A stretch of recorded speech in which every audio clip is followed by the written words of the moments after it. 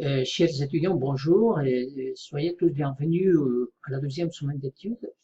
Dans cette occasion, on va réviser les deux sujets qui sont à la page 61 de votre texte. Et d'abord, on verra le mode impératif présent en et puis on va traiter les nombres ordinaux. Estimados estudiantes, buenos días, bienvenidos a la segunda semana de estudio. En esta ocasión vamos a revisar el punto gramatical, el modo imperativo presente y los números ordinales que se encuentran en la página 61 de su texto. Alors, on commence. Le mode impératif, on emploie pour exprimer un ordre, un conseil, une recommandation ou une prière.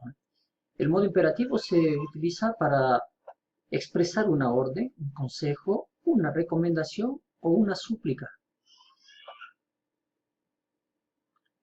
Maintenant, pour la formation de l'impératif, on va faire d'abord la révision comme exemple du verbe prendre au présent. Et on a je prends, tu prends, il elle prend, nous prenons, vous prenez et ils prennent. Maintenant, pour la formation de l'impératif présent, on prend la deuxième personne du singulier. Dans ce cas, on a tu prends. Ici, tu prends. Et pour l'impératif, on a prends. Nous prenons, c'est la première personne du pluriel. Et l'impératif, prenons. On a vous prenez, prenez. Donc, pour former l'impératif présent, on prend la deuxième personne du singulier, on retire le sujet pronom et on a prend. On prend la première personne du pluriel, nous prenons, on retire le sujet pronom nous et on a pronom. Vous prenez, on fait la même chose. On retire le sujet pronom vous et on a prenez. Donc, entonces, para la formación del imperativo es muy sencillo. Hemos tomado como un ejemplo aquí el verbo prendre, lo hemos conjugado en tiempo presente. Ahora, para la formación del imperativo, tomamos la segunda persona del singular, en este caso, tu prends, quitamos, eliminamos el pronombre sujeto tu y tenemos el imperativo prends.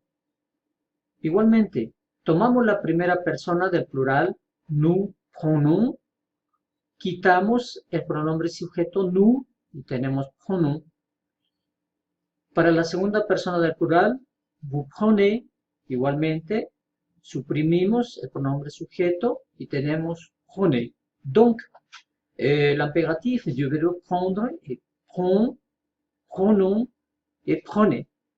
Ahora vamos a ver otro ejemplo con otro verbo. Par exemple, maintenant, pour les verbes du premier groupe, comme le verbe manger, c'est-à-dire les verbes qui terminent en ER, ici, ER, comme manger, on a des autres verbes comme le verbe regarder, traverser, et marcher, tomber, etc. Donc, on conjugue comme ça, je mange, tu manges, il, elle mange, nous mangeons, vous mangez, il, elle mange. Donc, on suit la même règle pour les verbes du premier groupe et on fait comme ça. Alors, on prend la deuxième personne du singulier. Dans ce cas, on a tu manges et on a mange. On prend la première personne du pluriel, nous mangeons. Ensuite, on quitte, on retire le sujet pronom nous et on a mangeons. Et on fait la même chose pour la deuxième personne du pluriel. Vous mangez, on retire le pronom sujet vous et on a mangé. Mais ici, il faut faire attention. Pour les verbes du premier groupe, les verbes qui terminent en ER, pour la deuxième personne du singulier, tu manges comme il termine en S ici, pour former l'impératif, vous supprimez l'OS, c'est-à-dire vous retirez l'OS et on a mange. Pour la deuxième personne du singulier, tu manges, vous retirez l'OS et on a mange. ¿Okay? Entonces, para los verbos del primer grupo, los verbos que terminan en ER, como el verbo manger, écouter, regarder, traverser, etc.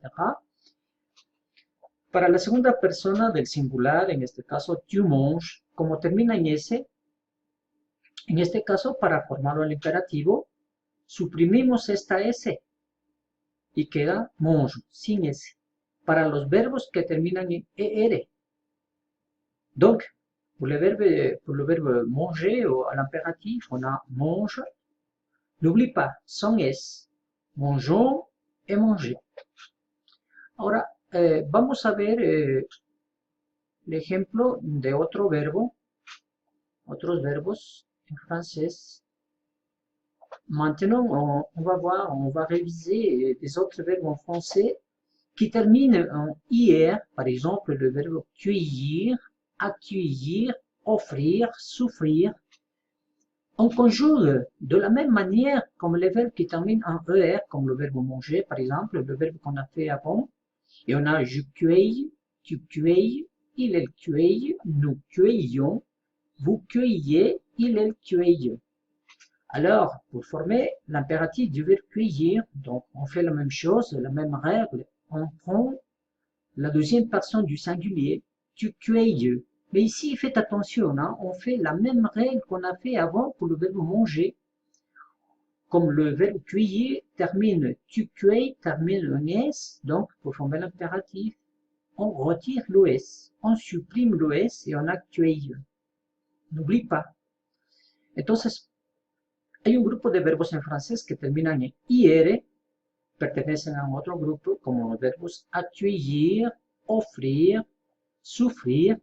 Estos verbos los conjugamos como los verbos del primer grupo, como lo conjugamos al verbo manger. Tienen las mismas terminaciones. Terminan en IR, pero se conjugan como un verbo que termina en ER. Donc, on a ici tu cueilles, termina en S. Para formar el imperativo, suprimimos esta S y tenemos cueille. Donc, n'oublie pas, pour ce groupe de verbes, on fait la même règle que pour les verbes qui terminent en ER. Maintenant, on va voir quelques exemples à l'impératif, quelques phrases. Allez, on va lire. Et par exemple, Sophie mange la soupe. Sofía come la sopa. Prenons le métro. Tomemos el metro. Fermez la porte, s'il vous plaît. Cierre la puerta, por favor. Ouvrez le livre à la page 57, s'il vous plaît. Abre el libro a la página 57, por favor. Faites silence, s'il vous plaît. Haga silencio, por favor.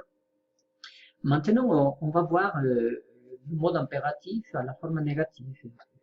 Donc, en français, il y a deux négations. On a une négation, c'est nous, qu'on met avant le verbe, et une autre négation, pas, qu'on met après le verbe. Alors, en français, utilizamos dos negaciones. Ne, que va delante del verbo, y pas, que va después del verbo. Allez, on va réviser quelques exemples. Par exemple, on a ne parlez pas dans la classe, s'il te plaît. No hables en la clase, por favor. Ne regardez pas la télévision. No mire la télévision. Ne bois pas d'alcool. No bebas alcohol. Ne traversons pas la rue. No atravesemos la calle. Finalement, on va faire la révision de notre sujet qui se trouve à la page 61 de votre texte, les nombres ordinaux. Et pour la formation des nombres ordinaux, c'est très facile. Donc, il faut ajouter le mot IM au nombre correspondant.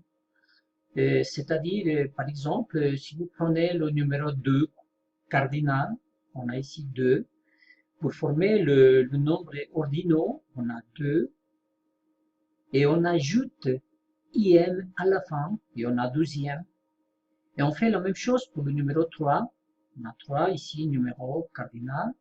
on ajoute IM à la fin, il y en a troisième, le 4, et quatrième. Ici, il faut faire attention, le 4 termine en E, mais quand on fait le nombre ordinal, on efface le E et on met le IM, quatrième. Et puis on a le 5, ici le 5 termine en Q, il faut mettre l'U et on a cinquième.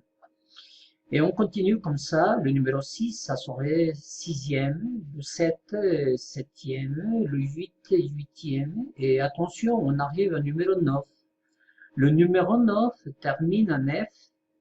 Ici, quand on fait le nombre ordinal, on a neuvième, on remplace le V par le F, et on a 9, neuvième.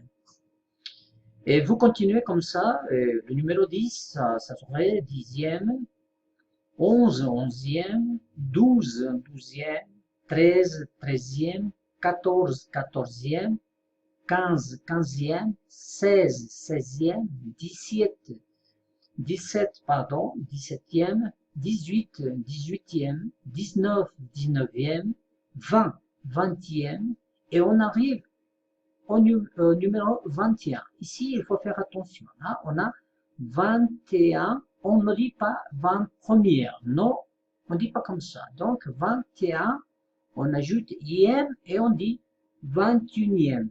Donc, 21e, par exemple, 31e, 41e, 51e, 61e. Attention, pour dire première, c'est-à-dire primero, en espagnol, on a première, primera, c'est-à-dire féminino, on dirait première, on ajoute E, R-E et on met l'accent grave ici. Il faut voir aussi le numéro ici, le numéro 2, 12e. En ancien français, on utilisait aussi le seront, la misma palabra que como en inglés no sé, pero en francés esta C suena como si fuera una G de gato y on dit seront, seront. Ok, donc on est arrivé à la fin de cette semaine. Merci beaucoup et à bientôt.